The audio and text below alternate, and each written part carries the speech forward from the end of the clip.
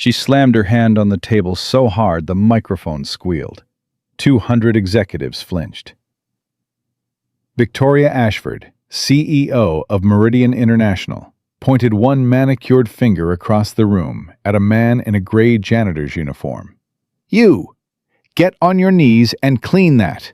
Now!" Daniel Hayes didn't blink, didn't move, didn't breathe faster. He just looked at her, and something in that look made the most powerful woman in the building take half a step back without knowing why. She had no idea she'd just humiliated a man the United States government spent 8 years trying to keep secret. A ghost. A weapon. A name that made generals lose sleep. Nightfall. But what happened next? What this man did 3 hours later, on the 31st floor, would bring Victoria Ashford to her knees instead. Drop a comment with the city you're watching from so I can see how far this story travels. And if this is your first time here, hit subscribe, because this story is just getting started. Daniel Hayes heard her before he saw her. The sharp crack of heels on marble.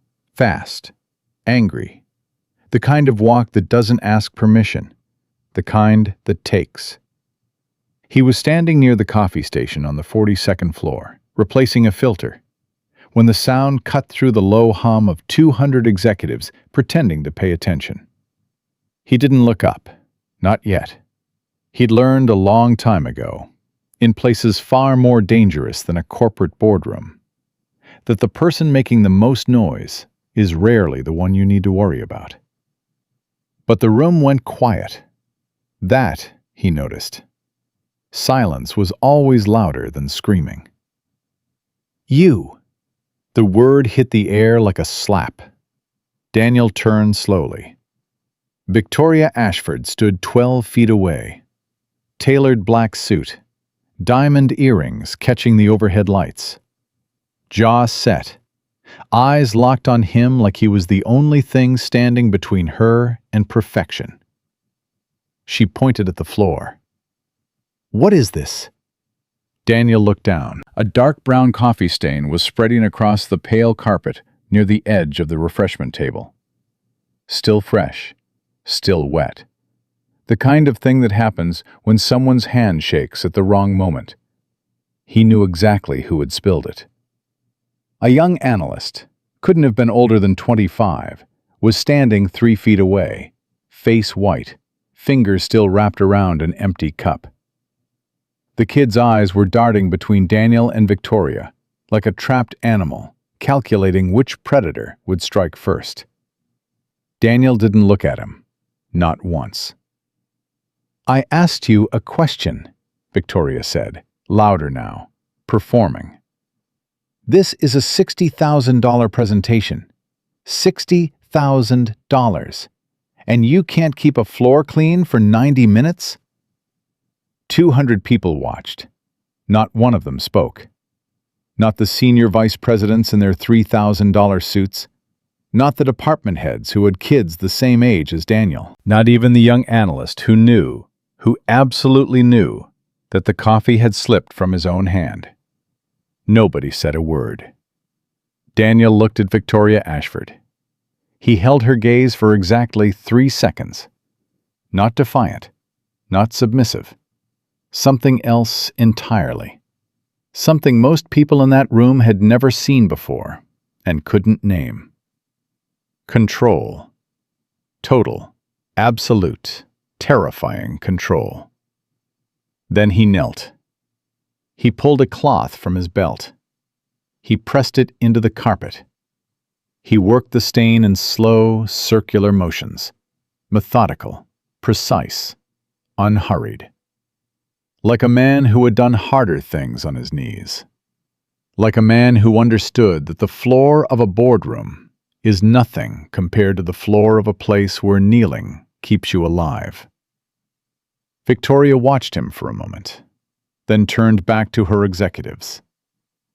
"This," she said, gesturing at Daniel without looking at him, "is why some people never rise above their station."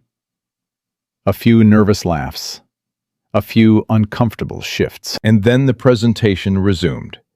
Charts, projections, applause on cue. Business as usual. Daniel finished cleaning the stain. He stood. He gathered his supplies. He walked toward the service elevator without a word. But as he passed the young analyst, he paused. Just barely. Just long enough to say, quietly, so quietly that only the kid could hear, "It's okay, son. It's just coffee." The analyst's eyes filled. He opened his mouth. Daniel was already gone. In the service elevator, Daniel pressed the button for the basement. The doors closed. The fluorescent light buzzed. He looked at his hands. Steady. They were always steady. He closed his eyes and breathed. 4 counts in, 4 counts hold, 4 counts out. A pattern burned into his nervous system by men who understood that breathing is the difference between pulling a trigger and not. The elevator stopped on the 14th floor. A woman from accounting stepped in, glanced at his uniform, and immediately looked at her phone. Daniel didn't mind. Invisibility was a skill he had mastered long before he picked up a mop. In the basement locker room, he changed out of his maintenance uniform. Gray shirt, gray pants. The name D. Hayes stitched above the left pocket in small blue letters. He opened his locker. Inside, taped to the door, was a photograph. A woman with dark hair and a wide, easy smile, sitting on a beach towel. Beside her, a girl, maybe 4 or 5, laughing so hard her eyes were closed, sand on her cheeks, one hand reaching toward the camera. Claire and Lily. 3 months after that photo was taken, a man with a blood alcohol level 3 times the legal limit ran a red light on Route 34, doing 70 in a 40 zone. Claire died on impact. Lily was in the back seat. She survived with a broken arm, 2 cracked ribs, and a silence that lasted 4 months. 4 months of a little girl who would not speak. Daniel stared at the photo for a long time. Then he closed the locker, grabbed his jacket, and clocked out. 5:30, on the dot. Same as every day, because Daniel Hayes did not stay late. Daniel Hayes did not work overtime. Daniel Hayes left at 5:30 because at 6:15, a 7-year-old girl would be waiting at the door of a small apartment in Cicero, and she would run to him, and she would say the one word that mattered more than any name he had ever carried. "Daddy!" Lily hit him at full speed, arms around his waist, face pressed into his stomach, holding on like he might vanish. She had learned too young that people vanish. "Hey, sweetheart." He dropped to one knee and held her, smelled her hair, strawberry shampoo and school glue. "How was your day?" he asked. "Good. Mrs. Patterson said my essay was the best in the class." "Yeah? What was it about?" "Heroes." Daniel's chest tightened. Just slightly. Just enough. "What did you write?" "I wrote about you." He pulled back and looked at her. "About me?" "Yeah. I said my dad is a hero because he always comes home." Daniel didn't trust his voice for a moment. He swallowed. "That's the best essay I ever heard," he said. Lily grinned. "Mrs. Patterson said I need to work on my thesis statement." "Well," Daniel said, standing up, "Mrs. Patterson hasn't read my thesis statements either." Lily laughed. That bright, unguarded laugh that children have before the world teaches them to be careful with joy. He helped her with homework at the kitchen table. Fractions. Lily hated fractions. "I don't understand why you need the bottom number," she said, dropping her pencil. "The bottom number holds everything up," Daniel said. "Without it, the top number means nothing. It's like a foundation. You can't build a house without a foundation." "Can't you just use a calculator?" You could, but then you'd never understand why the answer is the answer. And understanding why, that matters more than getting it right. Lily picked up her pencil. You sound like a teacher, Daddy. I sound like a dad who's making this up as he goes. She smiled. That's okay. You're good at making stuff up. He cooked dinner. Spaghetti from a jar. He'd tried once to make sauce from scratch, the way Claire used to. And Lily had looked at him with genuine concern and said, Daddy, are you okay? This tastes like the floor. So jarred sauce it was. After dinner, after bath time, after a chapter of Charlotte's Web, Lily's current obsession, Daniel tucked her into bed. Daddy? Yeah? Why did Mommy have to go? He sat on the edge of her bed. He'd answered this question before, many times. Each time, it broke something inside him that he carefully rebuilt before morning. Because sometimes things happen that nobody plans for, he said, and nobody can stop. And it's not fair. It's never fair. But your mom loved you more than anything in the world. And that love, that doesn't go away, Lily. Not ever. Do you still love her? Every single day. Even though she's gone? Especially because she's gone. Lily was quiet for a moment. I think she watches us, she said. I think so too. I think she's mad about the spaghetti. Daniel laughed, a real laugh, the kind that comes from a place so deep it surprises even the person laughing. Yeah, he said, she's definitely mad about the spaghetti. Lily closed her eyes. Good night, Daddy. Good night, sweetheart. He sat there for a minute after she fell asleep, watching her breathe, counting the rise and fall of her small chest the way he used to count other things, rounds, exits, heartbeats in the dark. Then he stood, walked to the front door, checked the lock, checked it again. Walked to the back door, checked the lock, checked the window in the kitchen, the one in the bathroom, the one in Lily's room, carefully so she wouldn't wake. Every night, same routine. Not because he was paranoid, because he had spent 8 years in a world where an unlocked door meant death. And old habits, the ones that keep you alive, they don't die. They just go quiet. The next morning, Daniel arrived at Meridian Tower at 6:45, 15 minutes before his shift, same as every day.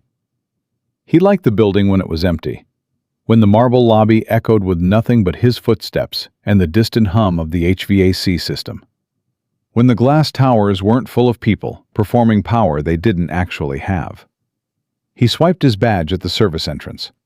The security desk was manned by Raymond Briggs, mid-50s, thick neck. The kind of posture that never fully leaves a man who once stood at attention for a living. Raymond had been at Meridian for 6 years. Former Marine. 2 tours. The kind of man who shook your hand too hard and looked at your eyes instead of your mouth when you talked. Every morning, Daniel and Raymond exchanged the same nod. Professional, brief, respectful. But this morning was different. This morning, Raymond was staring.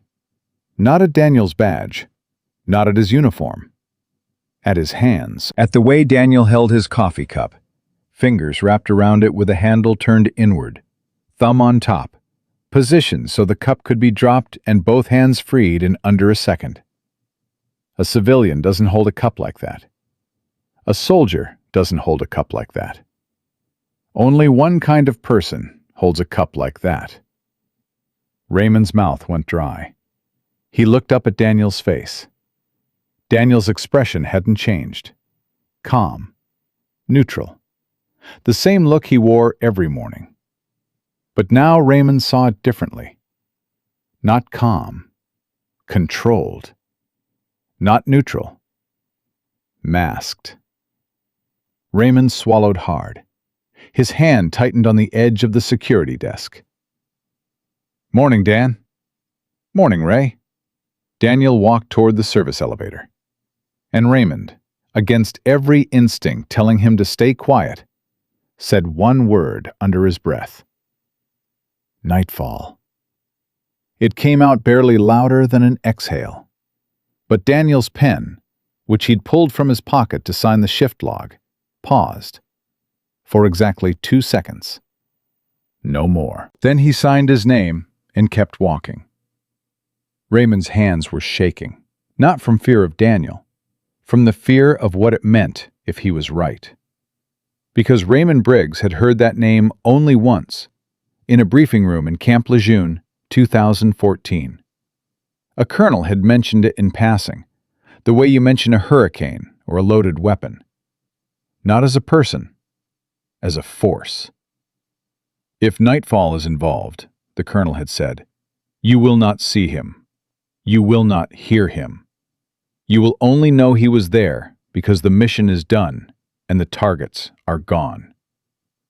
Raymond had assumed it was legend, the way Marines talk about ghosts to pass the time. But the way Daniel Hayes held that coffee cup, the way his pen paused for exactly 2 seconds, not 1, not 3, Raymond knew. Legends don't pause. Men with secrets do. That afternoon, the email hit HR. Margaret Chen, head of human resources, was reviewing personnel files as part of a routine audit. Most files were unremarkable. Education, work history, references, the usual paper trail that follows a person through life like a shadow. Daniel Hayes's file was different. 14 months of janitorial employment at Meridian Tower, solid performance reviews, no complaints, no incidents, no absences. Before that, 8 years listed as independent contractor, private sector. No company name, no supervisor, no contact information. Before that, nothing. No college transcript, no military record, no employment history. Just a social security number, a clean background check, and a silence so total it felt intentional. Margaret frowned. She'd seen gaps in resumes before. People took time off. People changed careers.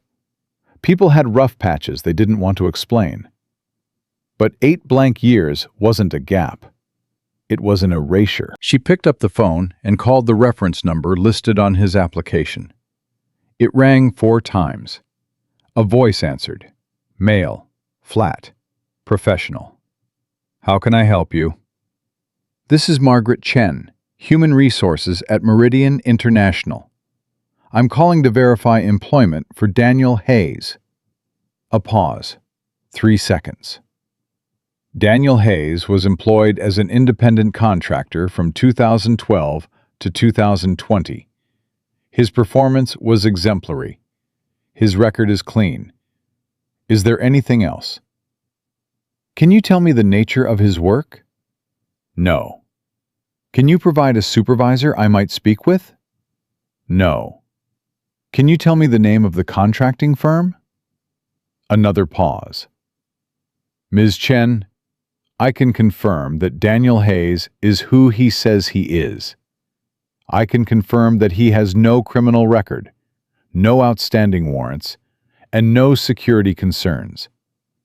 Beyond that, I am not authorized to provide additional information.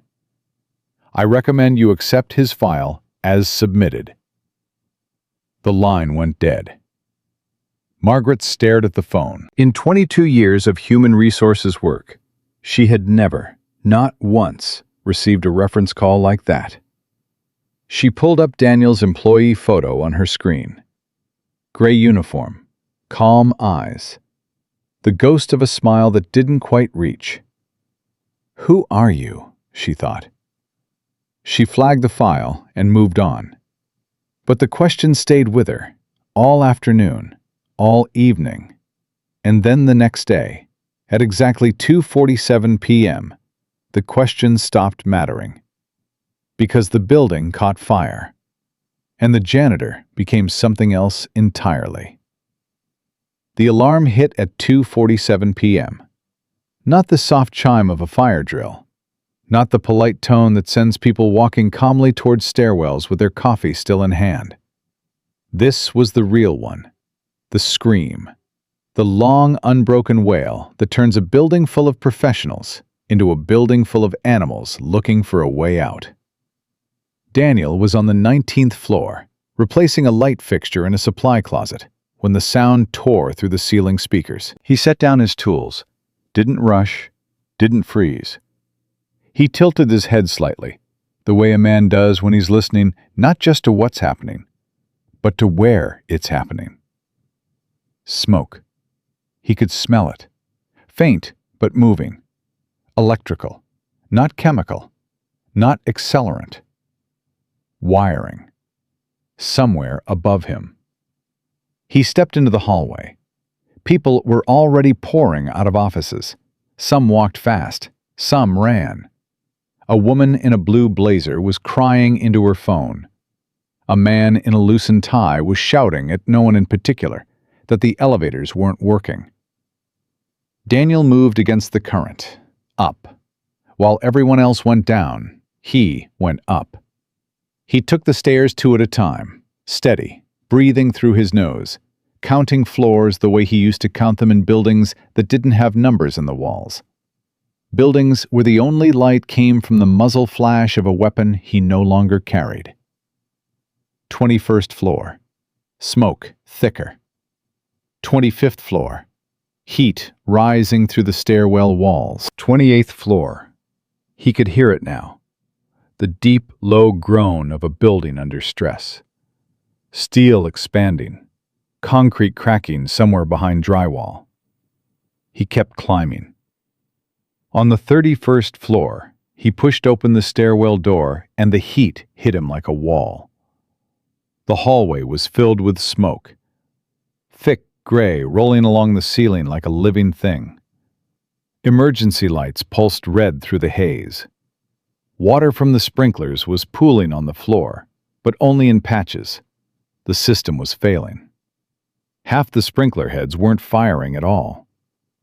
Daniel dropped low, not because someone told him to, because his body remembered. Muscle memory from a life he had buried but never truly left behind. He moved fast and low through the hallway, one hand trailing the wall, counting doors. And then he heard them. Voices, muffled, panicked, coming from behind the server room at the end of the corridor. "Help! Somebody help us!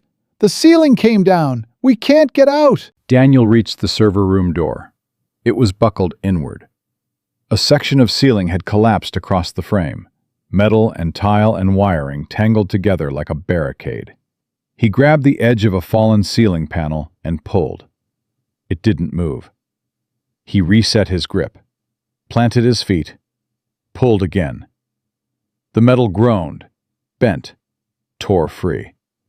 He threw it aside and pulled the next piece, and the next, working with a speed and precision that didn't belong to a janitor, that didn't belong to anyone who hadn't been trained to breach, enter, and extract under conditions far worse than this.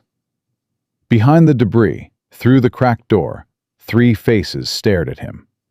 2 men and a woman. IT department. Young. Terrified. One of the men, mid-20s, glasses cracked, blood running from a cut above his eyebrow, was sitting on the floor, holding his left leg at an angle that said it was broken. "Oh God," the woman said. "Oh, thank God." "Can you walk?" Daniel said. Not a question wrapped in comfort. A question stripped down to what mattered. The woman nodded. The uninjured man nodded. The one on the floor shook his head. "My leg, I can't. I tried, I can't stand on it." Daniel looked at him, then looked at the hallway behind him. Smoke was getting worse. The temperature was climbing.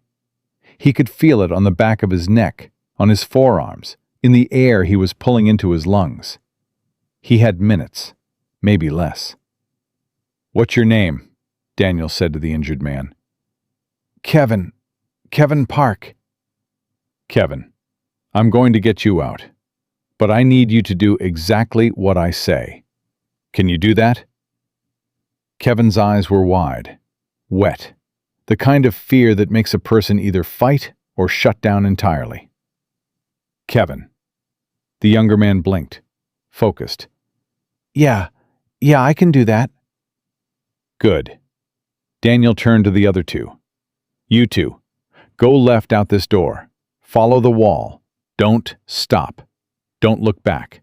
The west stairwell is 40 feet down. The door will be hot. Use your sleeve on the handle. Go all the way down. Don't stop on any floor. All the way to the lobby. You understand? What about Kevin? The woman asked. I've got Kevin. Go. Now. They hesitated for half a second. Now. They went. Daniel turned back to Kevin. I'm going to pick you up, he said. It's going to hurt. The leg is going to scream at you. Your body is going to tell you to fight me. Don't. Just hold on and breathe. Can you do that? Kevin nodded. Daniel knelt beside him. He positioned himself with Kevin's chest against his back, reached back, grabbed both of Kevin's arms, and stood in one fluid motion, pulling Kevin up and over his shoulders in a fireman's carry so smooth, so practiced, that Kevin barely had time to cry out before he was off the ground. Kevin groaned. His broken leg shifted, and he made a sound that wasn't quite a scream and wasn't quite a sob. Breathe, Daniel said. In through the nose, out through the mouth. Focus on my voice. It hurts. God, it hurts so bad. I know. Keep breathing. We're moving. Daniel moved into the hallway. The smoke was at chest level now. He stayed low, bending his knees, Kevin's weight distributed across his shoulders, with a balance that came from carrying things heavier than a man. Packs, equipment, the wounded, the dead. Across terrain that made a corporate hallway look like a sidewalk. 20 feet to the stairwell. A section of ceiling ahead of him sagged, groaned. Daniel didn't slow down. He accelerated, passing under it just as a panel crashed down behind him, spraying sparks and dust. Kevin flinched hard. What was that? Nothing that matters. Keep breathing. 10 feet. The stairwell door was ahead. Daniel kicked it open with his right foot. The metal banged against the wall and bounced back. He caught it with his shoulder and pushed through. The stairwell was clearer. Smoke drifted up from below, but the air was breathable. Daniel adjusted Kevin's weight and started descending. One floor at a time. Steady. Not fast, not slow. The speed of a man who has carried people out of worse. Kevin's breathing was ragged, shallow. Shock was setting in. Daniel could feel it in the way Kevin's grip was loosening, the way his body was going limp. Kevin, talk to me. What? Talk to me. Stay awake. Tell me something, anything. I don't. What do you want me to say? Tell me about your job. What do you do in IT? Network security. I manage the firewalls. Firewalls. That's ironic. Kevin let out a sound that was almost a laugh. Almost. Yeah, I guess it is. You good at it? I'm good at it. Then you're getting out of this building, because the firewalls need you. Stay with me. They passed the 25th floor, 23rd, 20th. Daniel's legs burned. His shoulders ached. Sweat ran down his face and into his eyes. He didn't slow down. Because slowing down was never an option. Not in Fallujah. Not in places whose names were never printed on any map. And not here. 15th floor. 12th. 10th. Kevin's head dropped forward. Kevin. No response. Kevin. A mumble. Daniel shifted Kevin's weight and kept moving. Faster now. The younger man was losing consciousness. Shock and pain and smoke inhalation pulling him under. 7th floor. 5th. 3rd. Daniel hit the lobby door with his shoulder. It flew open. Light. Air. Chaos. The lobby of Meridian Tower was a flood of bodies. Firefighters in full gear pushing in as employees pushed out. Paramedics. Police. The organized madness of emergency response. Daniel walked through it all with Kevin draped across his shoulders like he'd done this 1,000 times. Because he had. "Medic!" Daniel called out. His voice cut through the noise. Not loud, but carrying. The kind of voice trained to be heard in places louder than this. "Broken left femur. Possible shock. Smoke inhalation. He's been conscious until 2 minutes ago."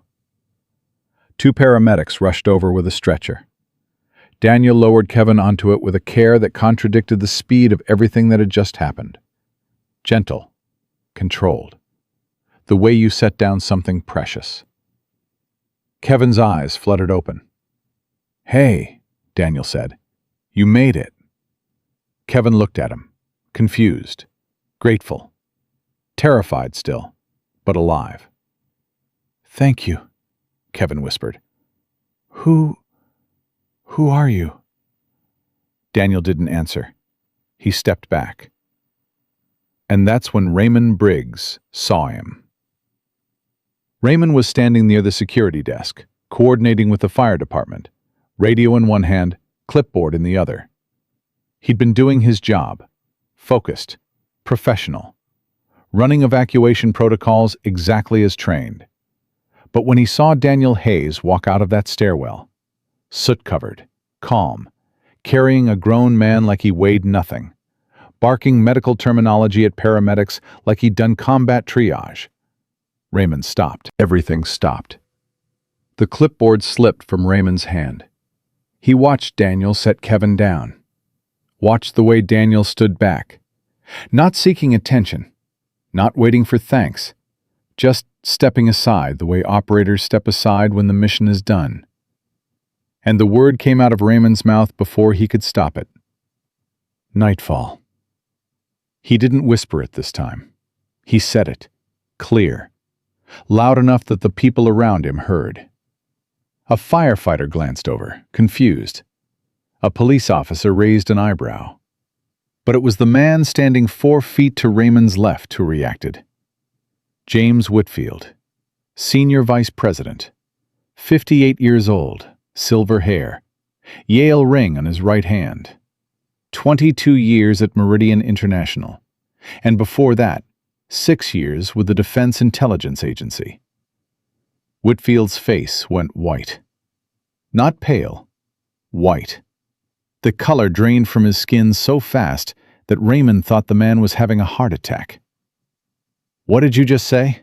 Whitfield asked. His voice was low, but something in it had cracked. Raymond stared at him. "You heard me."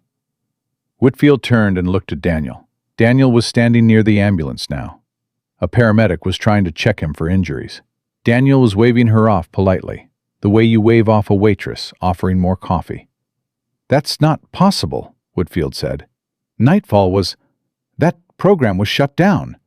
Those assets they were dissolved, retired, relocated. That name doesn't exist anymore." Then who the hell just walked out of a burning building carrying a man on his shoulders like it was a Tuesday afternoon? Whitfield didn't answer. He just watched Daniel. And Daniel, as if sensing the weight of eyes that understood what they were seeing, turned his head slightly. He looked at Whitfield. Just for a moment.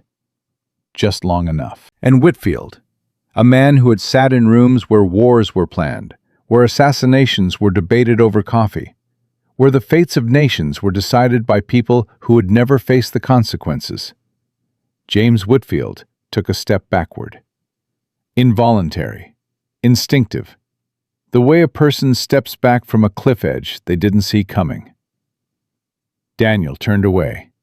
He pulled off his soot-stained maintenance shirt. Underneath was a plain white undershirt, gray with ash. He folded the maintenance shirt neatly, set it on a bench near the security desk, and he walked toward the exit. "Mr. Hayes," Raymond called after him. Daniel stopped, didn't turn around. "Thank you," Raymond said. Daniel stood still for a moment. "Just doing my job, Ray."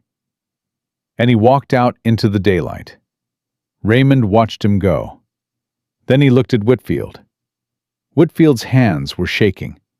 His jaw was tight. His eyes hadn't left the door Daniel had walked through. "Sir?" Raymond said quietly. "You okay?" Whitfield exhaled slowly, like a man releasing something he'd been holding for years. "That man," Whitfield said, "was never supposed to exist. He was the darkest tool in the darkest drawer of an agency that doesn't admit it has drawers. I sat in one briefing, where his operational name came up. The colonel, running the briefing, told us that if we ever encountered that name in the field, our orders were simple." Raymond waited. "Do not engage. Do not approach. Do not acknowledge. Report to command and walk away." Raymond's throat tightened. "And he's mopping our floors," Raymond said. Whitfield shook his head slowly. "No," he said. "He's hiding. And whatever made a man like that decide to pick up a mop instead of a weapon, I don't want to know. Because it means something broke him. And a broken Nightfall is the most dangerous thing I can imagine." Raymond looked at the door again. Daniel was gone. The ambulance carrying Kevin Park pulled away, sirens wailing. 2 floors above them, smoke still poured from the 31st floor windows. And somewhere in the parking lot, a man in a white undershirt was sitting in a 12-year-old sedan, hands on the steering wheel, staring at nothing. Not because he was broken, because he was remembering. Remembering the weight of a man on his shoulders, the heat of fire on his skin, the sound of a voice saying, "Help!" in the dark, and how easy it was, how terrifyingly easy it was, to become Nightfall again. He pulled out his phone. One missed call from Lily's school, a reminder about tomorrow's concert. He called back. "Hi, this is Daniel Hayes, Lily's father. I'm confirming she'll be at the concert tomorrow." "Yes, 3rd row. I'll be there." He hung up. He started the car. He drove home. Because Daniel Hayes did not stay late. Daniel Hayes drove home to his daughter. And whatever Nightfall was, whatever Nightfall had done, that man existed in a locked room inside Daniel's chest, a room he had sworn never to open again. But today, the lock had rattled, and he could still hear it. Victoria Ashford found out about the fire at 3:22 p.m. She was in her private office on the 42nd floor of the Meridian Midtown building, the secondary headquarters she used for client meetings, when her phone rang 6 times in 2 minutes. She answered the 3rd call. It was her chief operating officer, Richard Gaines, and his voice was the kind of calm that only happens when a man is trying very hard not to panic. "There's been a fire at the tower, 31st floor, electrical. 3 employees were trapped." Victoria's hand tightened around the phone. "Are they out?" "They're out." "How?" Richard paused, just long enough for the pause itself to mean something. "The janitor got them out." Victoria didn't speak for 4 seconds. "Which janitor?" "Hayes, Daniel Hayes, the one from the quarterly meeting." Victoria closed her eyes. The man she had humiliated in front of 200 people 4 days ago had just pulled 3 of her employees out of a burning building. She sat down slowly. "How bad is the damage?" 31st floor is gutted. 32nd has water damage. Sprinkler system failed on the east side. Fire department is still on scene. The 3 employees? 2 walked out on their own. The 3rd, Kevin Park, from IT, broken leg, smoke inhalation. Hayes carried him down 24 flights of stairs. Victoria pressed her fingers against her temples. "Victoria? I'm here. There's something else." "What?" "Whitfield knows something about Hayes. He won't tell me what. But whatever it is, it shook him. I've known James Whitfield for 15 years. I've never seen him look like that. Victoria opened her eyes. Set up a meeting. Me, Whitfield, and Briggs. Tomorrow morning. 8 o'clock. My office at the tower. The tower is still. The 42nd floor is fine. 8 o'clock. She hung up. She sat in silence for a long time. Then she pulled up Daniel Hayes's personnel file on her laptop. The same file Margaret Chen had flagged. The same 8 blank years. The same dead-end reference call. Victoria stared at the photograph on the screen. Gray uniform. Calm eyes. The face of a man who had knelt at her feet and said nothing while she tore him apart in front of 200 people. And then carried a stranger down 24 flights of stairs, through smoke and fire, like it was something he'd done before breakfast. "Who are you?" she whispered. She didn't sleep that night. The next morning, Victoria arrived at Meridian Tower at 7:30 a.m. The lobby still smelled like smoke and wet concrete. Cleanup crews were working on the lower floors. The upper floors were operational, but quiet. Half the staff had been given the day off. The ones who came in walked differently. Slower, more careful. The way people moved through a place that almost killed them. Victoria took the elevator to 42. At 8 o'clock sharp, James Whitfield walked in. He looked 10 years older than he had 2 days ago. Raymond Briggs followed him. Stiff, uncomfortable. A man who understood that whatever was about to happen in this room was above his pay grade, but couldn't walk away from it. Victoria didn't offer coffee, didn't offer pleasantries. She sat behind her desk and looked at both of them. "Tell me about Daniel Hayes." Raymond looked at Whitfield. Whitfield looked at the floor. "James," Victoria said, "I'm not asking." Whitfield exhaled. He rubbed his hands together slowly, the way a man does when he's deciding how much truth he can afford. "What I'm about to tell you doesn't leave this room," he said. "Not because I'm asking, because if it does, people will come. People you don't want to meet. People who make the kind of problems that don't end with lawsuits." Victoria's jaw tightened. "Understood." Whitfield sat forward. "Before I joined Meridian, I spent 6 years with the Defense Intelligence Agency. Analyst. Mid-level. I never carried a weapon. I never ran an operation. I sat in rooms and read reports and briefed people who made decisions I wasn't cleared to know about." He paused. "In 2014, I was included in a cross-agency briefing. Unusual. I was there because of a financial thread. Money moving through channels that intersected with something bigger. The briefing was run by a colonel I'd never met before and never saw again. He used a name during the briefing, an operational code name. He said it once, just once. And then he said, and I'll never forget this, he said, 'If you ever encounter this name in any context, you do not investigate. You do not inquire. You report it to your handler and you walk away. This is not a request.'" "The name," Victoria said. "Nightfall." The word sat in the room like a held breath. "What is Nightfall?" Victoria asked. Not what. Who. Nightfall is a person. An operator. Deep black. The kind of asset that doesn't exist on paper. Doesn't exist in any database. Doesn't exist in any record that any congressional committee will ever see.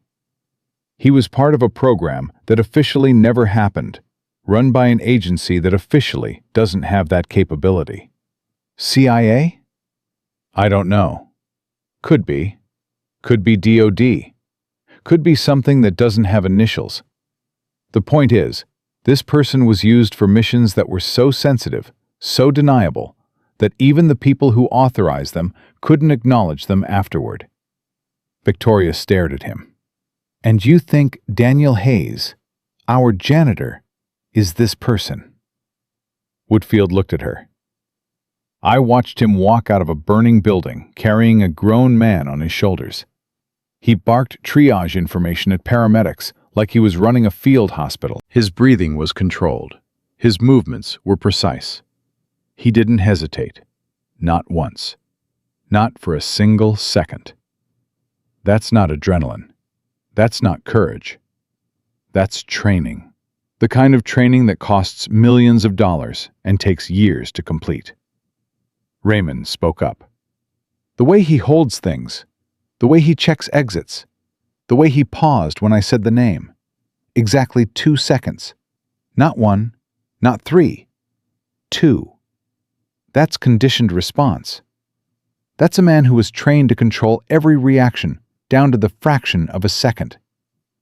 Victoria leaned back in her chair. So you're telling me that the man I publicly humiliated in front of my entire leadership team, the man I told would never rise above his station, is some kind of, what? Government assassin? I'm telling you, Whitfield said carefully, that Daniel Hayes is a man who did things for this country that you and I will never know about. Things that kept people safe. Things that cost him everything. And when it was over, or when he decided it was over, he walked away. He picked up a mop, he put on a gray uniform, and he chose to be invisible. Why? Whitfield shook his head. I don't know. I do, Raymond said quietly. Both of them looked at him. Raymond's voice was steady, but something underneath it wasn't. His wife died. Car accident. About 3 years ago. He's got a daughter, 7 years old. I've seen him leave every day at exactly 5:30. Every single day. Doesn't matter what's happening. Doesn't matter if the building is on fire. Well, until yesterday. That man leaves at 5:30 because he's got a little girl waiting for him. Victoria felt something shift inside her chest. Not guilt, not yet. Something before guilt. The moment you realized the story you told yourself about someone was wrong. Completely, entirely, unforgivably wrong. He walked away from whatever he was, Raymond continued, because his daughter needed a father more than the government needed a weapon. That's why he mops floors. That's why he takes the insults. That's why he knelt in front of you and cleaned up coffee that wasn't even his mess. Because none of it matters to him. None of it. The only thing that matters is getting home to that girl. Victoria's throat was tight. She thought about what she'd said, the words she'd used, in front of 200 people, to a man who had sacrificed more than she could comprehend. This is why some people never rise above their station. The words came back to her now like shrapnel. I need to speak with him, she said. With all due respect, Whitfield said, I wouldn't recommend approaching a man like that without... I'm not approaching an operative, James. I'm going to apologize to my employee. Whitfield stared at her. Raymond stared at her. Neither of them had ever heard Victoria Ashford use that word before. Apologize. She pulled Daniel's address from his personnel file. She stood. She grabbed her coat. Victoria, Whitfield said, whatever you do, don't push him. Don't dig into his past. Don't ask questions you're not prepared to hear the answers to. Just be careful. Victoria looked at him. James, the most dangerous thing that man has done since he walked into my building is clean a coffee stain. I think I'll manage. She left, but her hands were shaking. The drive to Cicero took 45 minutes. Victoria had never been to Cicero. She'd driven past it, maybe. Glimpsed it from the expressway, the way you glimpse neighborhoods that exist in a different version of the same city. Same sky, different ground. She parked on a quiet street.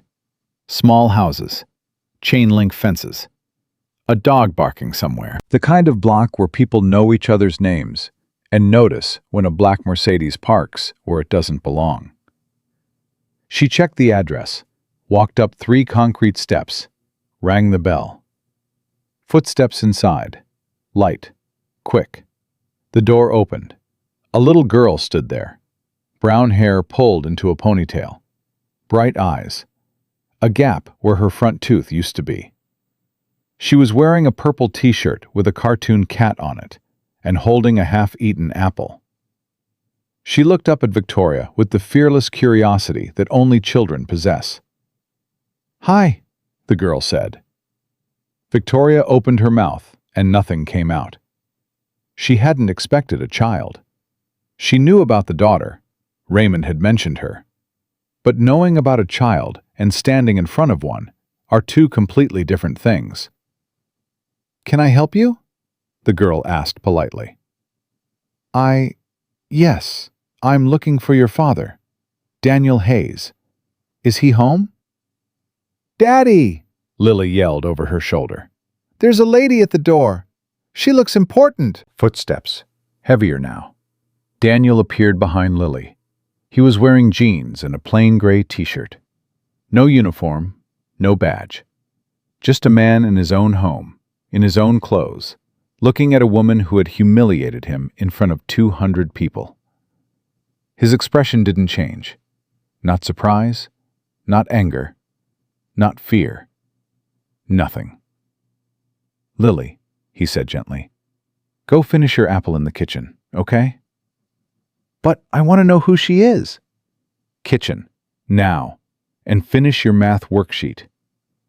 Daddy, "Lily," she sighed with the full dramatic weight of a 7-year-old who has been denied crucial information, and marched away. Daniel stepped onto the porch and pulled the door mostly closed behind him. He stood there, waiting. Victoria had rehearsed this in the car. She'd planned her words, structured her approach. She was Victoria Ashford. She negotiated billion-dollar deals. She controlled boardrooms. She had fired executives twice her age without flinching. But standing on this porch, looking at this man, every rehearsed word evaporated. I know who you are, she said. Daniel didn't react. Whitfield told me. Not everything, but enough. Still, nothing. I came to... She stopped, swallowed, started again. What I said to you, in front of everyone. I've been replaying it since the fire, since I found out what you did, what you really are. Daniel looked at her for a long moment. Ms. Ashford, what I really am is a janitor who's trying to get his daughter through 2nd grade. That's all you need to know about me. That's not all you are. It's all that matters. Victoria shook her head. I stood in front of my entire leadership team and told you that you would never rise above your station. I said that to a man who has done more for this country than anyone in that room. I said that to a man who, 4 days later, ran into a burning building and saved 3 lives. I said that to you. And I cleaned the stain, Daniel said. And we both moved on. I didn't move on. I can't. Daniel leaned against the doorframe. Ms. Ashford, why are you really here? I told you, to apologize. No, you're here because you found out I'm not who you thought I was. If I were just a janitor, just a man with a mop, you wouldn't be standing on my porch. You're not apologizing because you were wrong. You're apologizing because you found out I was someone important. The words hit Victoria like cold water.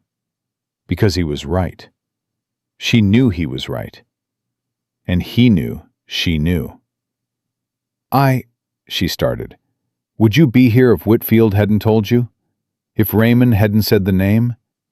If I had just been Daniel Hayes, janitor, father, nobody? Would you be here? Victoria's mouth opened. Closed. Silence.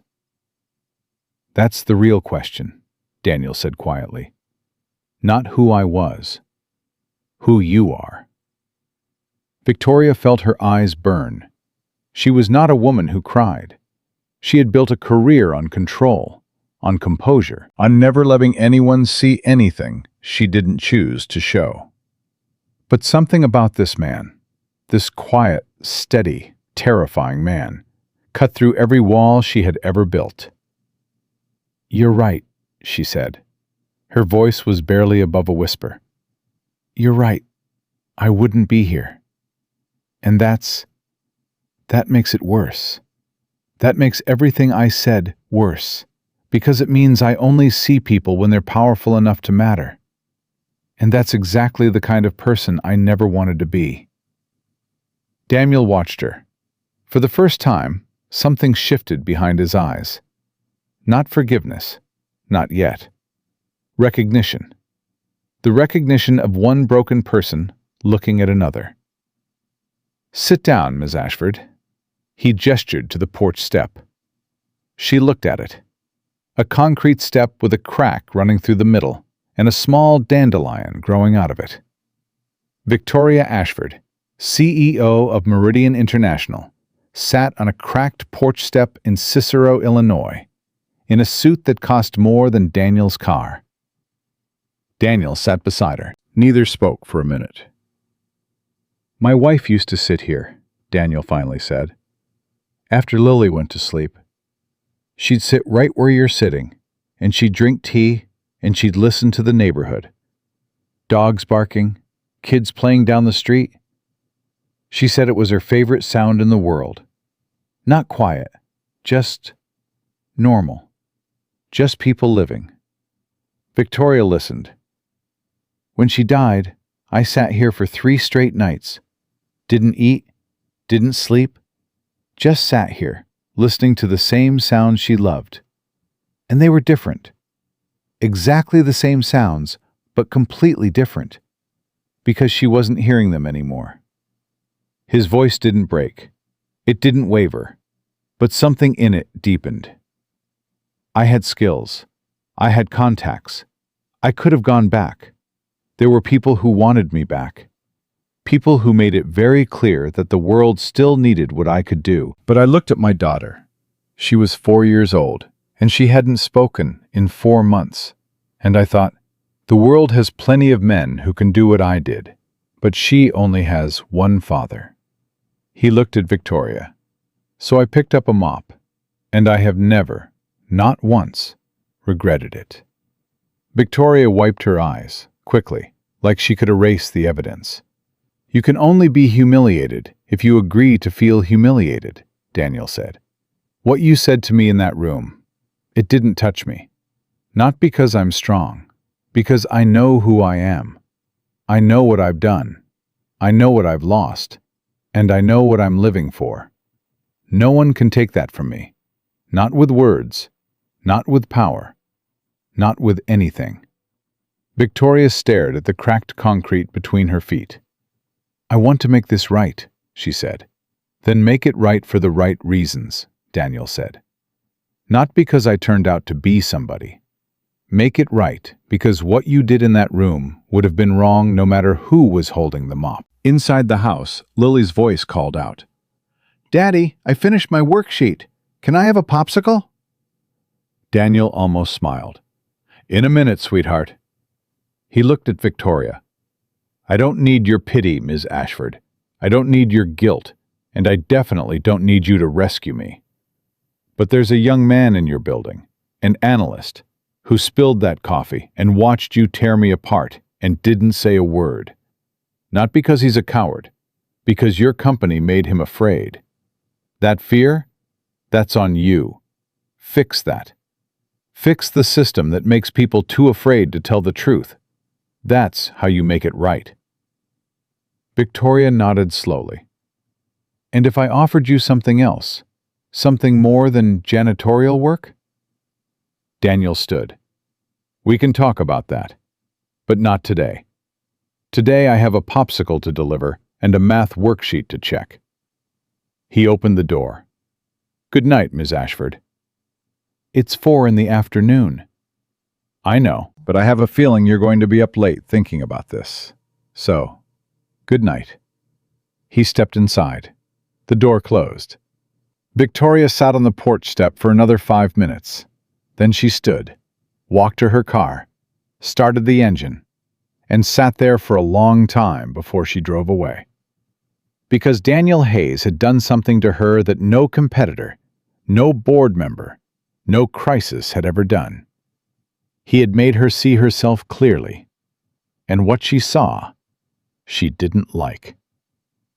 Victoria didn't go home that night. She drove back to Meridian Tower, parked in the underground garage, took the elevator to 42, sat in her office in the dark with the city glowing through the glass behind her, and she made phone calls. The first was to Richard Gaines. "I need the name of the analyst who spilled the coffee at the quarterly meeting." Richard paused. "Victoria, it's 9 o'clock. "The name, Richard."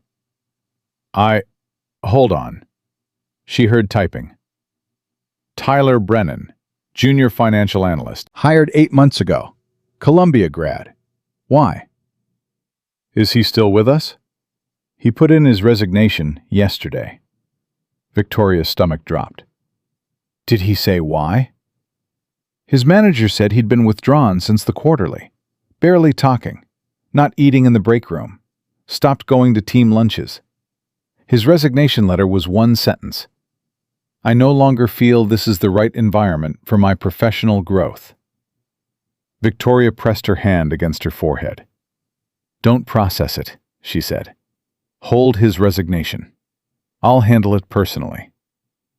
"Victoria, what is going on?" "I'm fixing something I broke. Good night, Richard." She hung up. The second call was harder. She pulled up a number she hadn't dialed in years.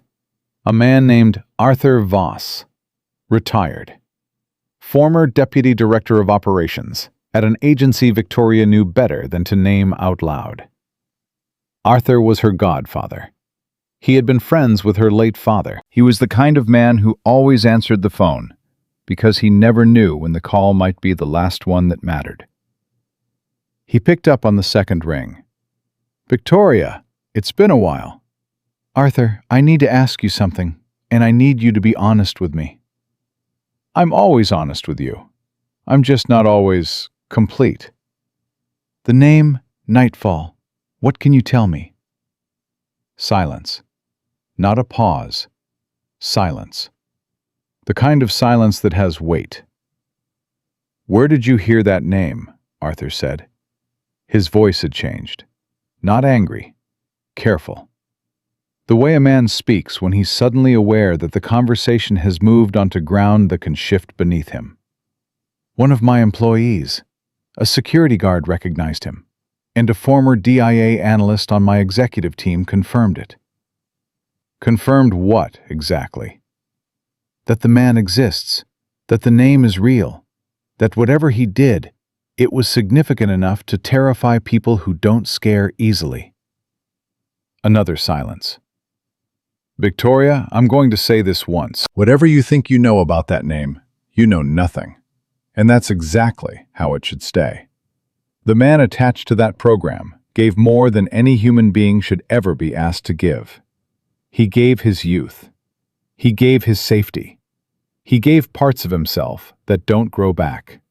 And when it was over, he was promised one thing, that he would be left alone. That's the deal. That's always the deal with men like him. They do the things nobody else can do, and in return, we let them disappear." "He's mopping floors in my building, Arthur." "Then let him mop floors. That's his choice. And if you have an ounce of decency, you'll respect it." "I humiliated him. Publicly. In front of 200 people." Arthur was quiet for a moment. "Then you have something to fix. But don't fix it because of who he was. Fix it because of who you want to be. There's a difference. Good night, Victoria." The line went dead. Victoria set the phone down. Two different men. Two different conversations. And both of them had told her the same thing Daniel had said on his porch. Make it right, for the right reasons. She sat in her office until midnight. She wrote something. Deleted it. Wrote it again. deleted it again. She'd written thousands of speeches, quarterly addresses, shareholder presentations, keynotes at industry conferences. She could move a room of 500 people with her words without breaking a sweat. But this was different. This wasn't performance. This was confession. At 1 a.m, she finally had something she didn't hate. She read it out loud to an empty office. Her voice shook in places she didn't expect. She left those places in. Then she sent one email to every executive who had attended the quarterly meeting. Subject line: mandatory attendance. Friday, 9 a.m. Conference room 42A. No exceptions. She didn't explain why. She didn't have to. When Victoria Ashford said mandatory, people showed up. The next morning, she went to Daniel. He was in the basement, restocking cleaning supplies from a metal shelf. He heard her heels on the concrete floor and didn't turn around. "Miss Ashford, how did you know it was me? Nobody else in this building wears Louboutins to a maintenance closet." Victoria almost smiled. Almost. "I need to talk to you."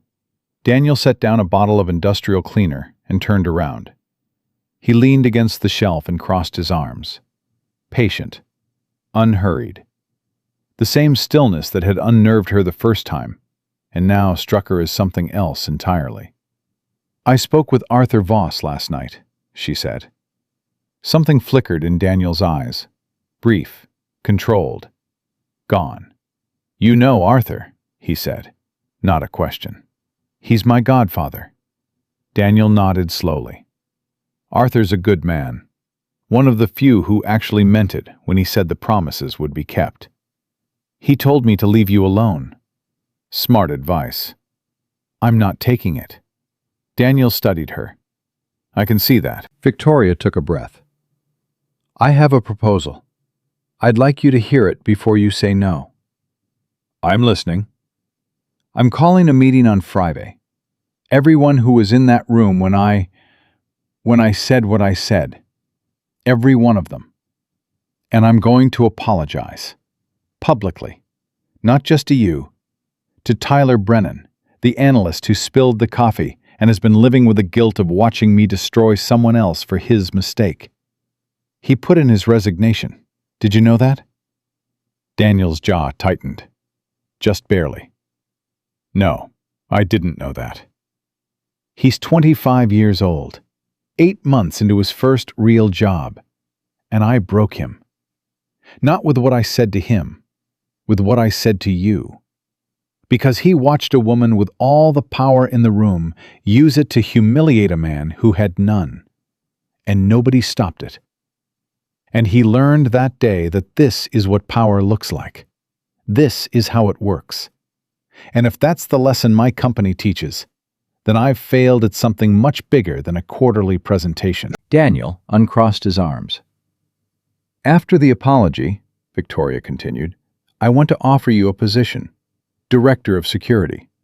Full benefits, salary commensurate with the role. You'd report directly to me."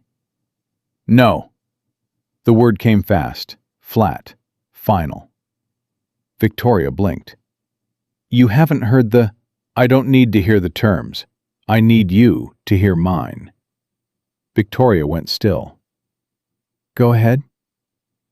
"My daughter comes first. Always. Every day. No exceptions. I leave at 5:30. I don't travel. I don't carry a weapon. I don't attend corporate retreats or weekend strategy sessions or any other thing that takes me away from her for a single night." "Done." "I'm not finished. Nobody asks about my past. Not you, not Woodfield, not HR, not anyone. My file stays exactly as it is. 8 blank years. Independent contractor. End of story. Anyone who digs gets one warning. After that, I walk, and I don't come back." "Understood." "And the apology to Tyler Brennan. It doesn't come with conditions. You don't do it because I asked. You don't do it as part of a deal. You do it because it's right. And you make it real. Not corporate, not scripted. Real. The kind of apology that costs you something. Victoria held his gaze. What do you mean, costs me something? I mean, you stand in front of those people and you don't hide behind language. You don't say, mistakes were made. You don't say, I regret the impact of my words. You say, I was wrong. I was cruel. I treated a man as less than human because I could. And I am sorry. That's what I mean by cost. Because a woman like you, saying those words in front of the people whose respect you depend on, that will cost you. And it should. Victoria's eyes were bright. She blinked hard. Anything else? She asked quietly. Yeah, one more thing. You find Tyler Brennan before Friday. You sit with him. Not in your office, not in a conference room. You buy him a cup of coffee, and you tell him what you told me, that he didn't do anything wrong, that the person who should have spoken up wasn't him, it was you. You make sure that kid knows he's not the one who failed that day.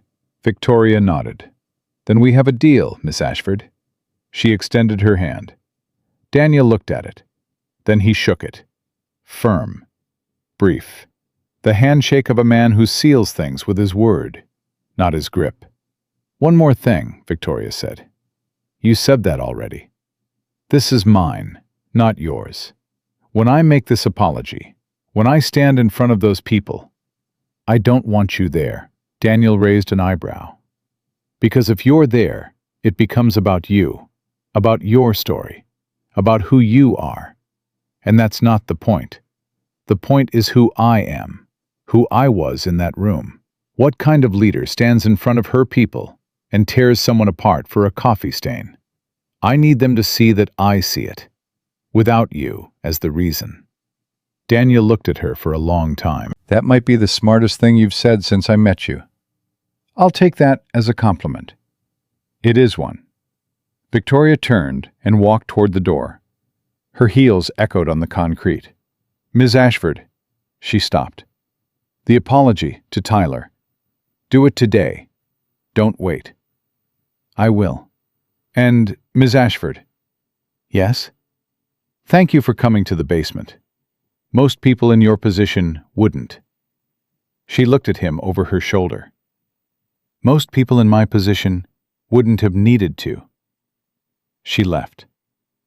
Daniel stood alone in the maintenance closet for a long time after she was gone. He picked up the bottle of industrial cleaner, set it on the shelf, picked up the next one. Routine. Order. The quiet rhythm of a simple job done by a man who had chosen simplicity the way most people choose ambition. Deliberately, and at great cost. But something had shifted. He could feel it. A door inside him. Not the locked room, not Nightfall. A different door. One he hadn't opened since Claire died. The door that allowed him to believe that the world outside his apartment, outside Lily's bedtime routine, outside the drive to school and the drive to work and the drive home, that the world out there might still have room for him. He wasn't sure he was ready to walk through it. But for the first time in 3 years, he didn't slam it shut. Victoria found Tyler Brennan at his desk on the 27th floor that afternoon. He was packing a box. Personal items. A photo frame. A coffee mug that said, World's Okayest Analyst. A small rubber stress ball shaped like a brain. He looked up when she approached, and his face went white. Ms. Ashford. Tyler, sit down. My resignation is effective. Your resignation is on hold. Sit down, please. Tyler sat. His hands were shaking. The same hands that had dropped the coffee cup a week ago and set everything in motion. Victoria pulled a chair from the empty desk beside him and sat facing him. Not across a table, not behind a desk. 2 feet away. Eye level. I owe you an apology, she said. Tyler stared at her. Last week, in the quarterly meeting, you spilled coffee. It was an accident, the kind of thing that happens to everyone. And I watched Daniel Hayes, a man who had nothing to do with that spill, kneel on the floor and clean it up, while I stood over him and said things that I cannot take back. And you watched. And you stayed silent. And I know that the reason you stayed silent is because I had created an environment where speaking up felt more dangerous than staying quiet. Tyler's chin trembled. That's my failure, Victoria said. Not yours. Mine. You're 25 years old. You've been here 8 months. You were terrified, and I was the reason you were terrified. I'm sorry, Tyler. Not in a corporate way, not in a legal way, in a human way. I am sorry that I made you feel like the safest thing to do was to let someone else take the blame for something you did. Tyler's eyes filled.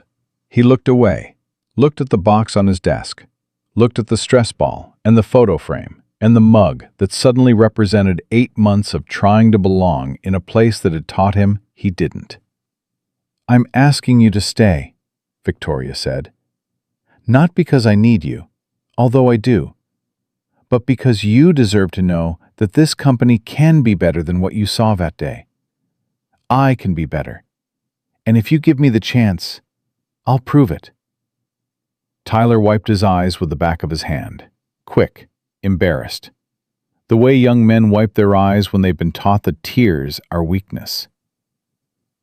I wanted to say something, he whispered. That day, I wanted to stand up and say it was me.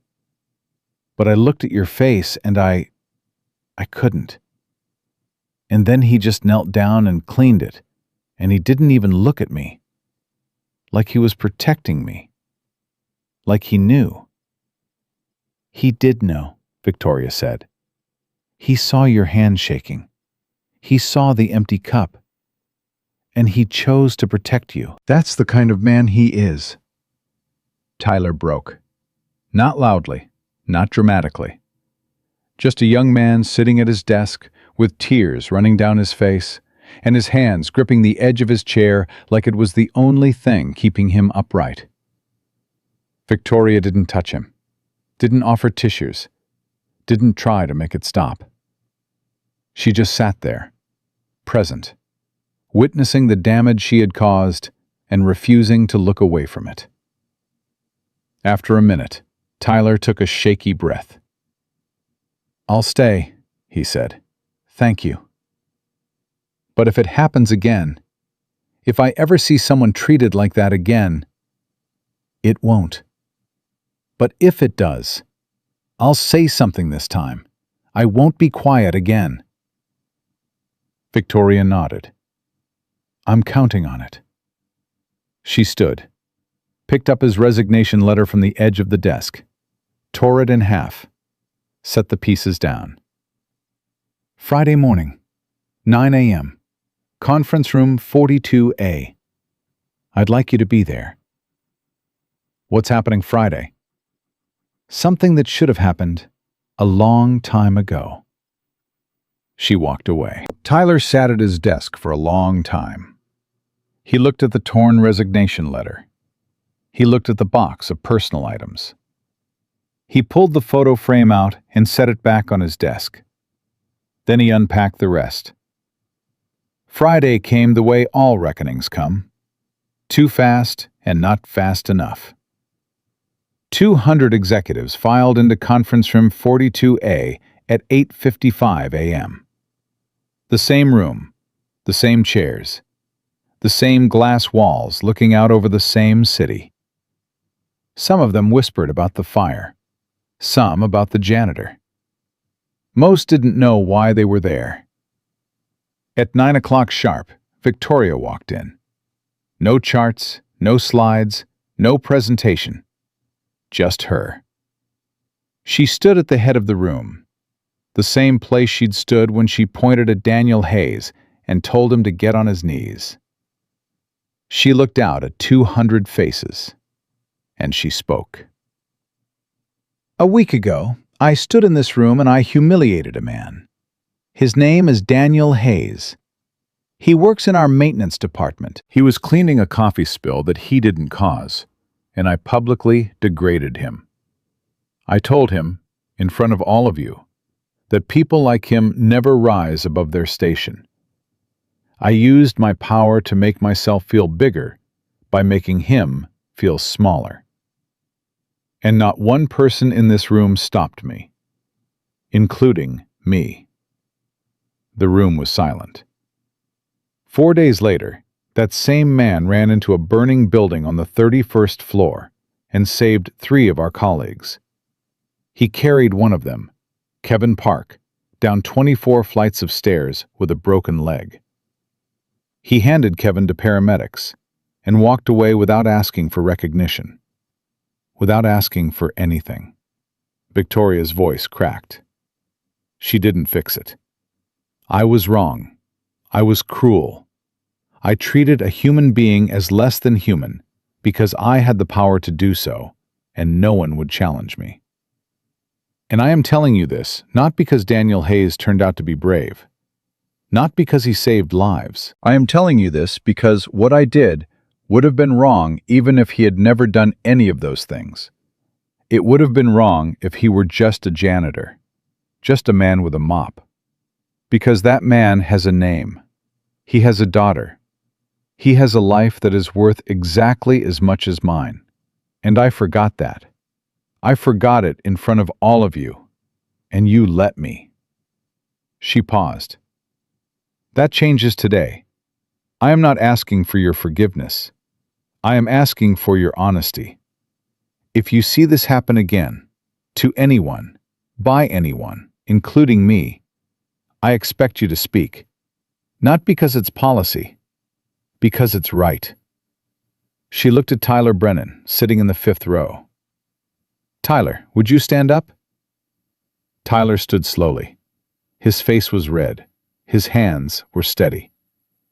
Tyler Brennan is the analyst who spilled the coffee that day. He's 25 years old.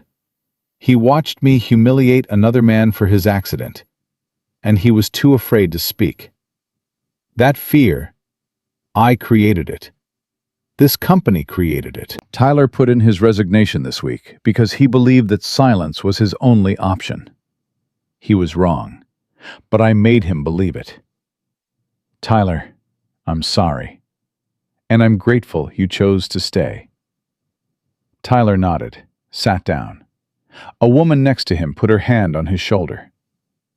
Victoria looked at the room one final time. We're done here. Go back to work. And the next time you see someone holding a mop, or pushing a mail cart, or emptying a trash can, remember that you have no idea who they are, what they've survived, what they've sacrificed. Treat people with the respect you'd want if no one knew your title. That's all. She walked out. No applause. No applause was needed. What filled that room instead was something heavier and more honest. Silence. The kind of silence that changes things. Part 5. The only title that matters. The word spread through Meridian Tower the way fire had spread through the 31st floor. Fast, uncontainable, and impossible to ignore. Victoria Ashford had apologized. Not through a memo, not through an HR statement, not through one of those carefully worded corporate emails that say everything and mean nothing. She had stood in front of 200 executives and called herself cruel. She had named a janitor. She had named a 25-year-old analyst.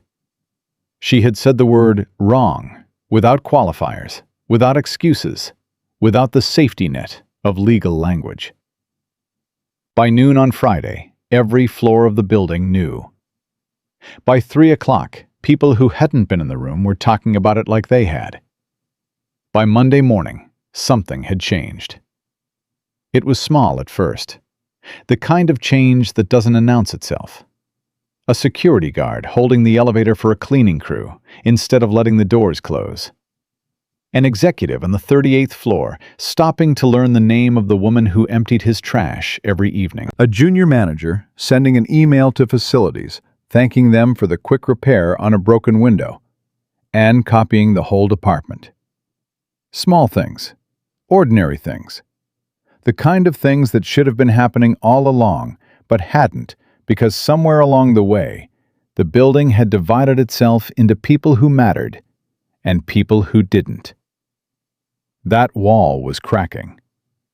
Daniel noticed. He noticed because noticing was what he did. It was what he had always done. In another life, noticing meant the difference between walking out of a building and being carried out. Here, it meant something different. It meant watching a place heal.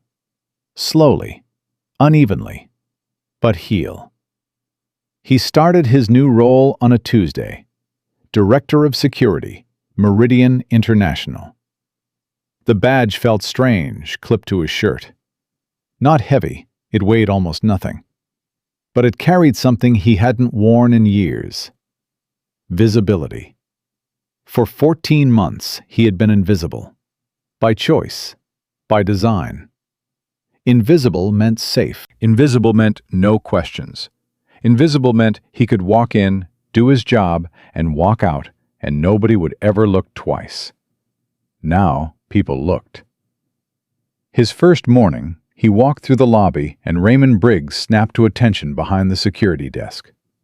Not formally, not militarily, just straighter. The way a man stands when someone he respects walks by. "Morning, Director Hayes." Daniel stopped, looked at him. "Ray, if you call me Director Hayes, I'm going to reassign you to the parking garage." Raymond grinned. "Morning, Dan." Better. Daniel spent the first week doing what he did best, observing. He walked every floor, checked every stairwell, tested every emergency exit, mapped every camera angle in his head, and noted the blind spots that no security consultant had ever flagged because they'd never been trained to think like someone who exploits blind spots for a living. He didn't carry a gun. He didn't carry a badge that opened classified doors. He carried a clipboard and a radio, and the kind of quiet authority that doesn't need a title to fill a room. On Wednesday of that first week, he called a meeting with the security team. 14 guards. A mix of former military, former law enforcement, and a few young guys who'd gotten into security because it paid better than retail. He stood in front of them in the basement break room. No podium, no slides, just him. "My name is Daniel Hayes. Some of you know me as the janitor. That's fine. I was a janitor. I was good at it. Now I'm doing this. I intend to be good at this, too." A few of the guards shifted. One of the younger ones, barely 22, name tag reading Garcia, raised his hand. "Sir, what's your background? Military? Law enforcement?" Daniel looked at him. "I've done some work that's relevant. I'd rather show you what I know than tell you what I've done. Fair enough?" Garcia nodded. "Good. Here's what I believe. Security isn't about control. It's about awareness. It's about knowing your building, knowing your people, knowing what normal looks like so you can recognize when something isn't. Most of you are good at the physical part. Doors, cameras, badges. I'm going to teach you the other part. The part that happens before something goes wrong." Raymond, standing in the back, caught Daniel's eye. A small nod. Daniel spent the next hour walking them through the building's vulnerabilities. Not from a manual, from memory. He'd mapped the entire building in 14 months of pushing a mop cart through every hallway, every stairwell, every forgotten corner. The service entrance on the east side has a 6-second gap between badge scan and door lock. That's enough time for a second person to enter without scanning. We fix that with a man-trap protocol or a buddy system at minimum. The camera on the 14th floor, north corridor, has a 17-degree blind spot created by the water fountain installation last March. Someone could walk 30 feet without being recorded. The emergency exits on floors 20 through 30 open outward, which is correct. But the emergency exits on floors 31 through 40 open inward. That's a fire code violation that hasn't been flagged, because the inspection company checks every other floor and assumes uniformity. The guards stared at him. Garcia leaned over to the man next to him and whispered, "Who the hell is this guy?" The man next to him, a former Chicago PD officer named Reeves, whispered back, "That's the guy who carried Kevin Park down 24 flights of stairs. Don't ask questions, just listen." Daniel spent the next 2 months rebuilding the security infrastructure of Meridian Tower from the inside out. He didn't hire consultants. He didn't request a budget presentation.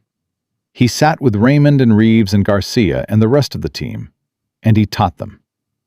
Not just procedures, instincts. How to read body language at the front desk. How to identify someone who doesn't belong without profiling. How to de-escalate a confrontation with voice control and positioning instead of force. How to evacuate a floor in under 4 minutes. How to communicate during a crisis when the radios fail and the phones go dead, and the only thing left is training and trust. He trained them the way he had been trained, not with fear, with repetition, with patience, with the understanding that the moment you need a skill is never the moment you learn it.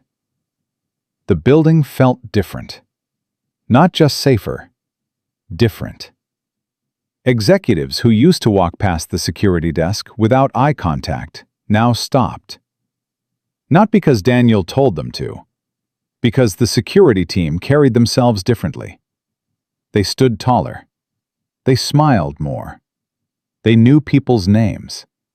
And when people feel known, genuinely known, they respond with respect that no policy manual can manufacture. Tyler Brennan came to see Daniel on a Thursday afternoon in late October.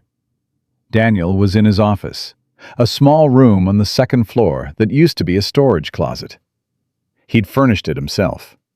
A desk, 2 chairs, a lamp, and on the desk, next to his radio and his clipboard, a crayon drawing of a stick figure with enormous hands holding a smaller stick figure with a purple dress. At the bottom, in wobbly 7-year-old handwriting, it said, "My dad, the director." Tyler knocked on the open door. "Mr. Hayes?" "Tyler, come in." Tyler sat down.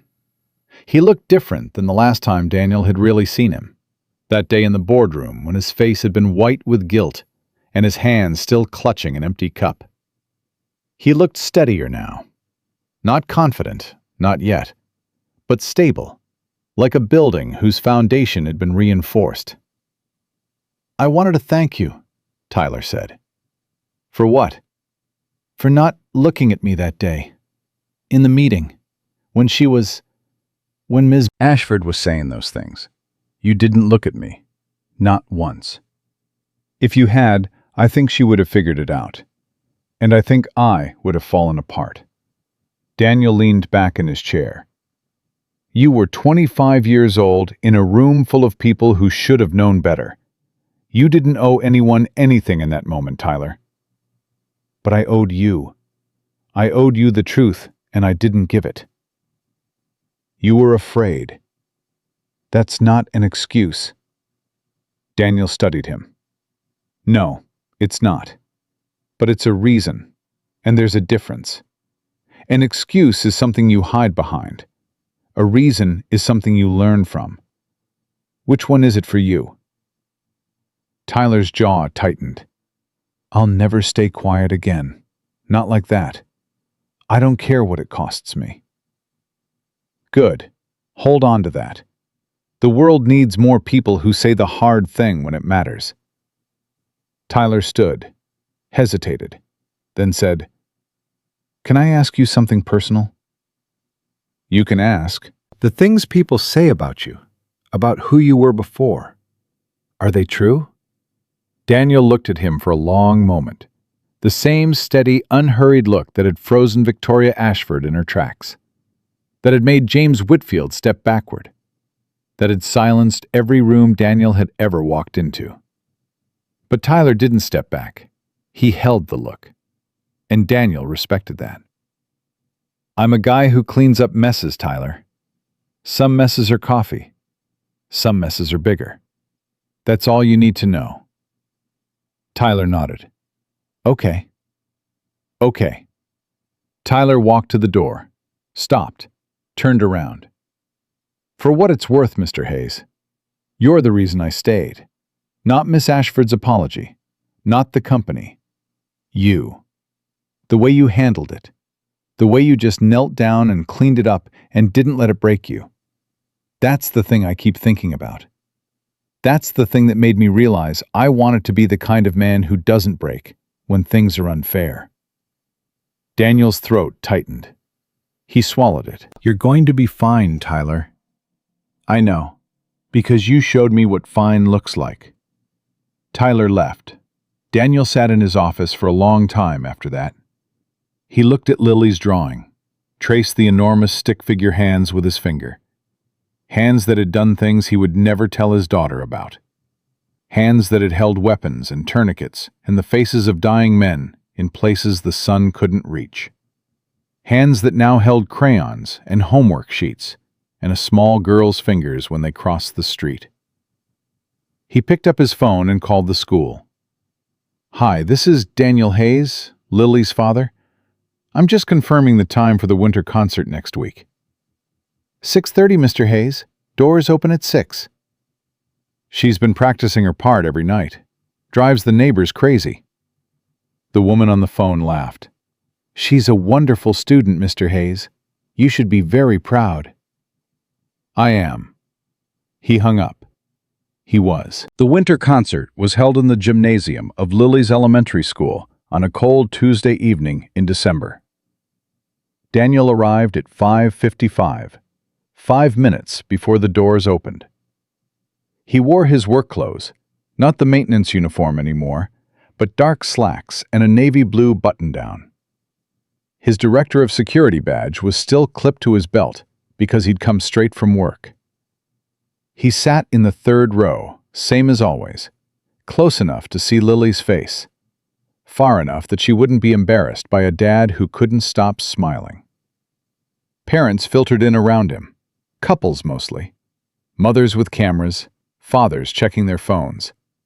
A few grandparents moving slowly, guided by children who had saved them seats.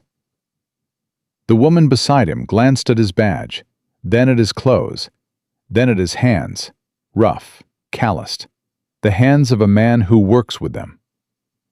She made an assumption. He could see it on her face. The quick mental categorization that people do when they're deciding how much attention someone deserves. Security guard. Blue collar. Probably divorced. She turned away and started talking to the woman on her other side about a vacation in Aspen. Daniel didn't mind. Assumptions had stopped hurting a long time ago. The lights dimmed. The children filed onto the risers. Lily was in the second row, right of center, wearing a white blouse that Daniel had ironed that morning. Badly, but with effort. And a green skirt that she had picked out herself. She scanned the audience until she found him. He gave her a thumbs up. She gave him a thumbs up back. Then immediately looked serious, because Mrs. Patterson was watching, and Mrs. Patterson had opinions about thumbs up during formal performances. The concert began. They sang 3 songs. Winter Wonderland, something about snowflakes that Daniel didn't recognize, and a third song, a slower one, simpler, about being brave when you're afraid. Lily didn't get the solo. A girl named Mackenzie got the solo. Mackenzie had a big voice and even bigger confidence, and Lily had told Daniel 3 nights ago, while practicing in the living room, that Mackenzie always got the solo because Mackenzie's mom was the PTA president. "That's not fair," Lily had said. "It's not," Daniel had agreed. "But you know what matters more than the solo? What? That you're up there, that you practiced, that you tried. The solo is 1 minute. The trying is everything. Lily had considered this. But the solo has a microphone. Daniel had laughed. You make a fair point. Now, watching from the third row, Daniel watched Lily sing without the microphone, watched her mouth the words carefully, watched her stand straight, watched her try. And trying changed her. Not in a way anyone else would notice, Not in a way that would make the evening news or the school newsletter, but in the small, invisible way that a child grows when she does something hard and doesn't quit. A 1/4 inch of backbone added to a spine that was already stronger than most adults. After the concert, the gym erupted into the controlled chaos of children finding parents and parents finding coats. Lily ran to Daniel the way she always ran to him. Full speed, no hesitation. Like the distance between them was personally offensive. He caught her, lifted her, held her. You were amazing, he said. I messed up the second verse. Nobody noticed. I noticed. The next time you'll get it. That's how it works. Lily pulled back and looked at him. She had Claire's eyes. Dark. Serious. The kind of eyes that see too much too early. Daddy, can I ask you something? Always. At school today, Marcus said his dad told him that you were on the news, that you saved people from a fire. Daniel set her down. knelt to her level, eye to eye. That's true. There was a fire at my building. Some people needed help getting out. I helped them. Were you scared? He thought about it. Not for show. Genuinely. No, he said. I wasn't scared during it. I was scared after. When I got in the car and thought about what could have happened. That's usually how it works. You do the thing first. You feel the fear later. Lily nodded seriously. That's what brave means, right? Not that you're not scared, that you do it anyway. Where'd you hear that? You told me, last year, when I was afraid to jump off the diving board. Daniel smiled. I said that? You say a lot of smart things, Daddy. You just don't remember them. He laughed, pulled her close, smelled strawberry shampoo and school glue and the faint chemical sweetness of the gym floor. Daddy? Yeah? What's Nightfall? Daniel went still. Not the stillness of surprise, the stillness of a man who has always known this question was coming and has rehearsed the answer 1,000 times and still doesn't feel ready. Where did you hear that name? Marcus's dad said the security guard at your building said it. He said it's your secret name, like a superhero. Daniel looked at his daughter. 7 years old, gap-toothed, brave in ways that had nothing to do with fire or combat or the things he had spent his life training to do. It's someone I used to be, he said carefully. A long time ago, before you were born. Someone who did hard things because they needed to be done. What kind of hard things? The kind that kept people safe. The kind that nobody else could do, or would do. Like saving people from a fire? Something like that. But different. Different how? Daniel took a breath. Different because those hard things, they took me away from the people I loved. And after a while, I realized that the most important thing I could do wasn't out there somewhere in the dark. It was right here. With you. With your mom when she was alive. And with you every day since.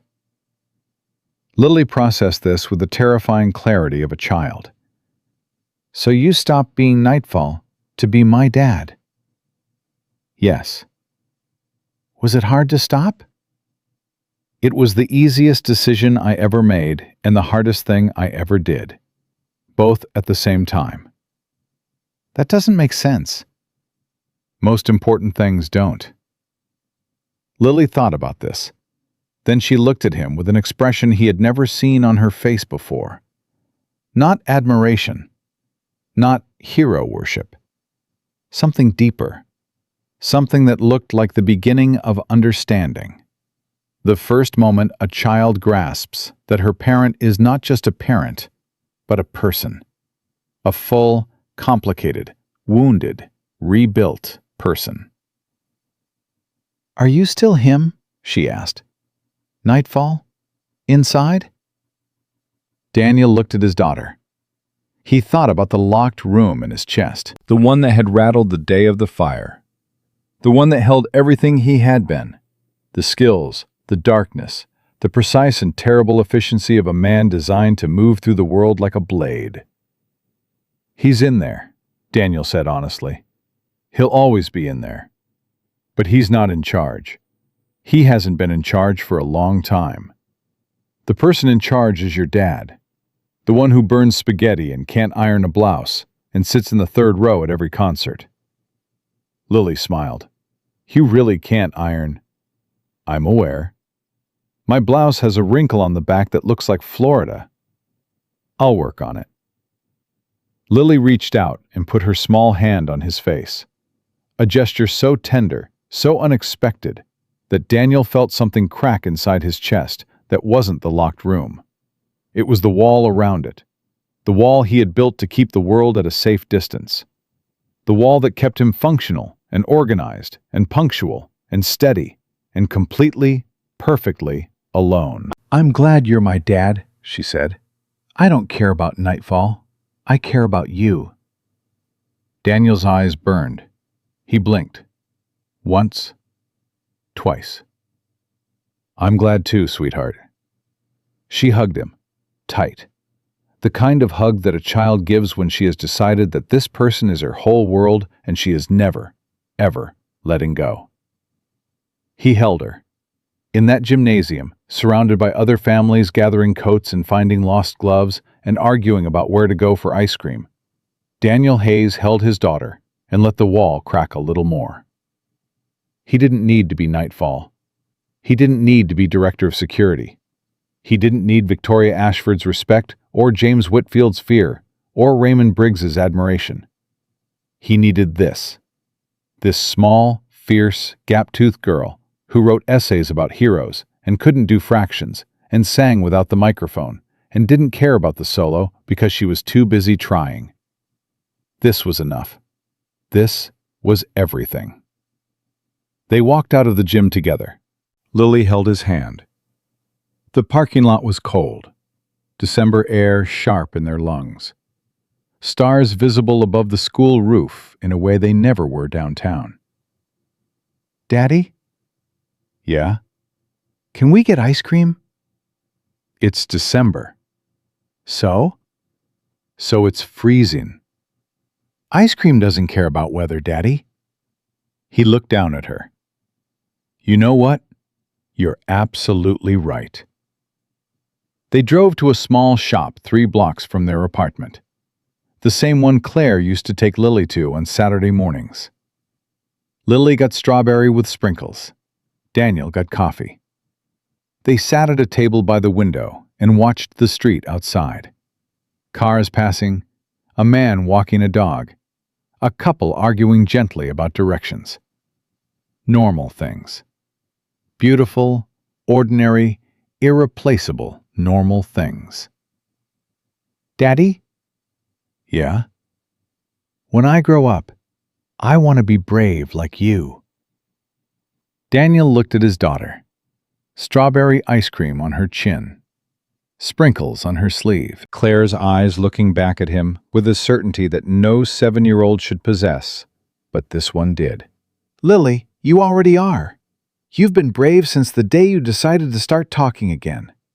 You've been brave every time you walked into a new classroom. Every time you raised your hand when you weren't sure of the answer. Every time you sang without the microphone. You don't need to grow up to be brave. You just need to keep being you." Lily smiled, the kind of smile that starts slow and fills a whole face. "Okay, Daddy." Okay. They finished their ice cream. They drove home.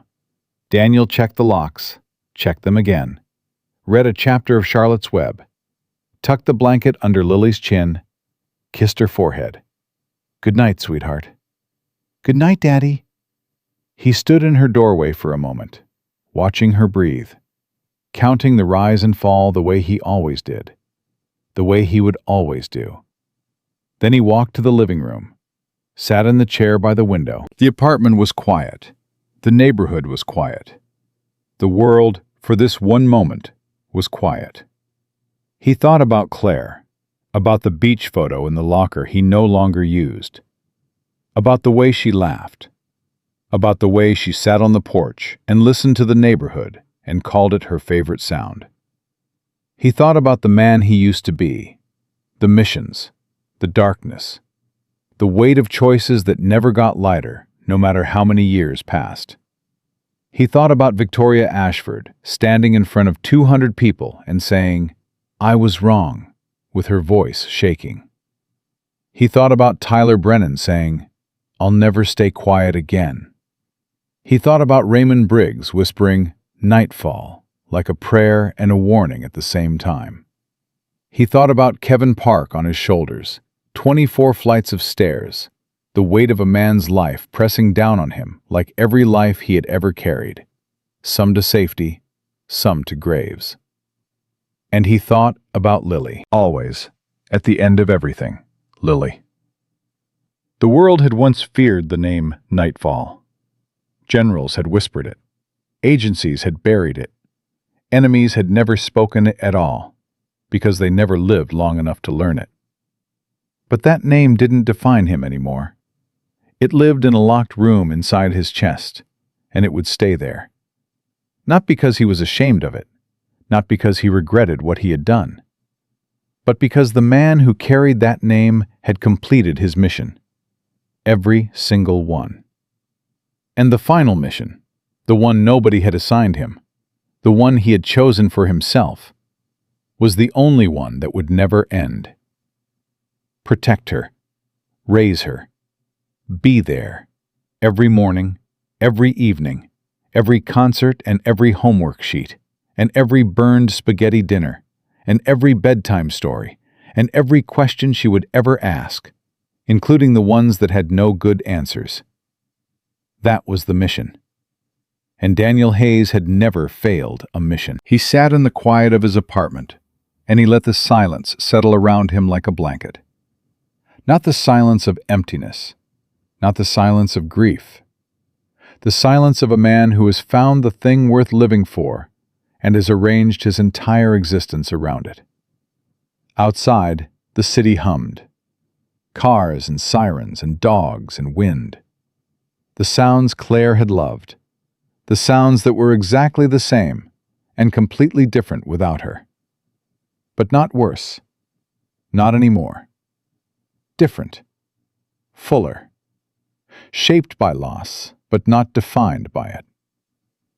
Daniel Hayes closed his eyes, and for the first time in a very long time, he didn't check the locks a third time. Because the most dangerous man in the city had nothing left to fear. He had already won the only battle that mattered. He was her father, and that, above every mission, every code name, every classified operation buried in files that would never see daylight, that was the title no one could take from him. Not Nightfall, not Director, not Weapon, not Ghost. Not the darkest tool in the darkest drawer. Father, the strongest name a man can carry, and Daniel Hayes carried it well.